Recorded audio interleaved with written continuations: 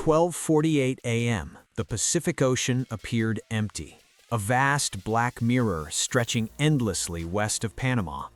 170 nautical miles offshore, silence ruled the water, until it was broken by the quiet vigilance of a U.S. Navy P-8A Poseidon flying high above the clouds. On its infrared radar, something impossible appeared. A massive heat signature, nearly 350 feet long, glowing unnaturally in the cold ocean night.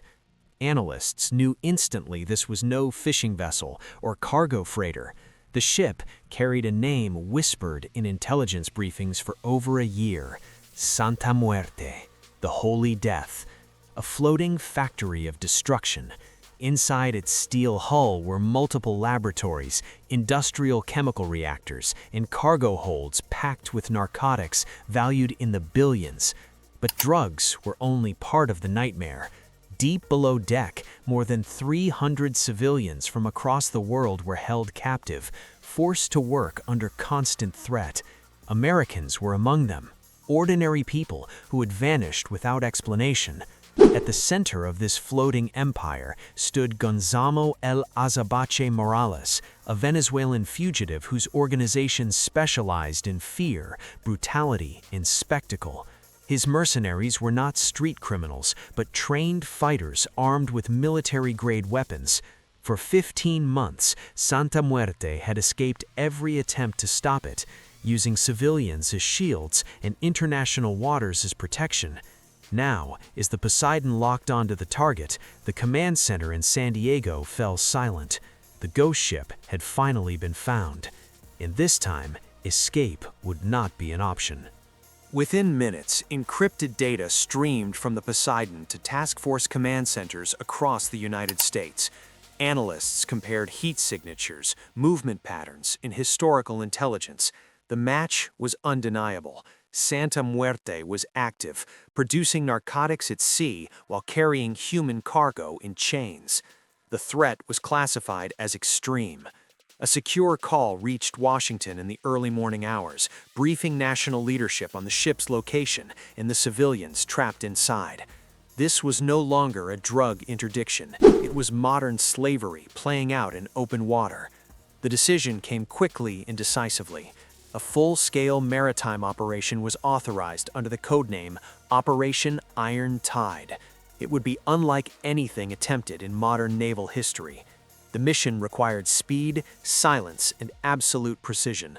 Stealth aerial drones were prepared to neutralize armed guards without damaging the vessel.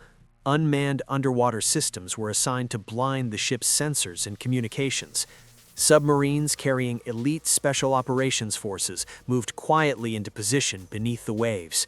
Every asset had one objective: isolate Santa Muerte, rescue every civilian, and capture Morales alive. As orders traveled through encrypted channels, the Pacific seemed to grow unnaturally calm.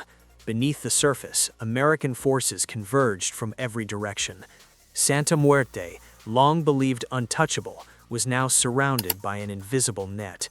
The world's most advanced navy was about to confront a floating empire that had dared to challenge international law and humanity itself. At 2:16 a.m. local time, the sea west of Panama looked peaceful, but beneath that calm, the operation began.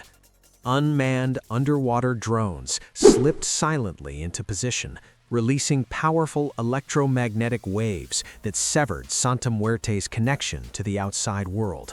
Radar screens froze, radios dissolved into static, navigation systems failed without warning. Confusion spread across the bridge as mercenaries shouted orders that no one could hear. The ship was blind.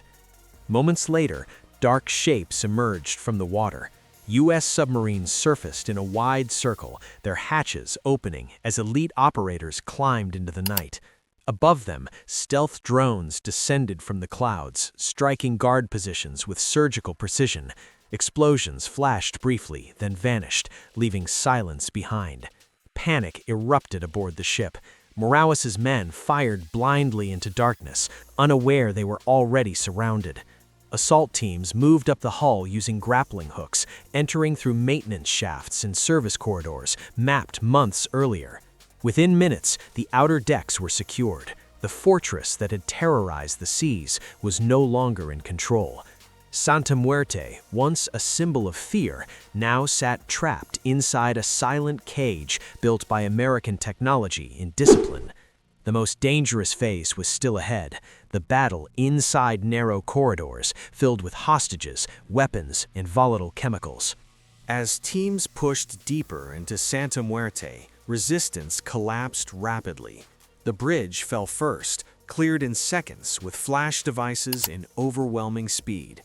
Weapons bays were next, packed with rifles, explosives, and booby traps wired to destroy the ship if breached carelessly. Specialists disarmed each device methodically, cutting wires in silence. Below deck, the most critical objective awaited: the cargo hold, holding hundreds of enslaved civilians. Many were weak, dehydrated, and terrified. When guards attempted to hide behind them, operators responded with controlled force, using blades and hand-to-hand tactics instead of gunfire. Within minutes, the hostages were safe. No civilians were harmed. In the laboratory sections, chemical reactors glowed behind thick steel walls. Teams wearing protective gear shut down valves, sealed evidence, and stopped production permanently. Finally, near the engine room, Gonzalo Morales made his last move.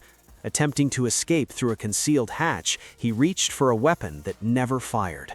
A flash, a command, and the man who built a billion-dollar empire of fear lay restrained on the deck. From first breach to final capture, less than 10 minutes had passed. In that brief window, Santa Muerte collapsed, its power broken forever. As dawn approached, Santa Muerte drifted helplessly across the Pacific, surrounded by American warships. The decks transformed into emergency medical zones as rescued civilians were brought into fresh air for the first time in months. Some cried, some stood silently, unable to process freedom. Medics treated dehydration, chemical exposure, and starvation under bright floodlights. Evidence teams documented the scale of the crime: massive drug stockpiles, illegal weapons, encrypted data linking corruption across continents. Morales was flown under heavy guard to a secure facility, his reign ended in a single night. As sunlight touched the water, a brief statement echoed across the world. Floating factories of death would not be tolerated. No ocean was too wide, no criminal too hidden. Operation Iron Tide became more than a mission, it became a message. In under 10 minutes, a global criminal empire was dismantled without the loss of a single hostage. The Pacific returned to silence, but the warning remained. Evil can hide anywhere, even in plain sight on open water, and when it does, it will be met with resolve, discipline, and justice. The ocean was calm again, but it would never forget the night it changed hands.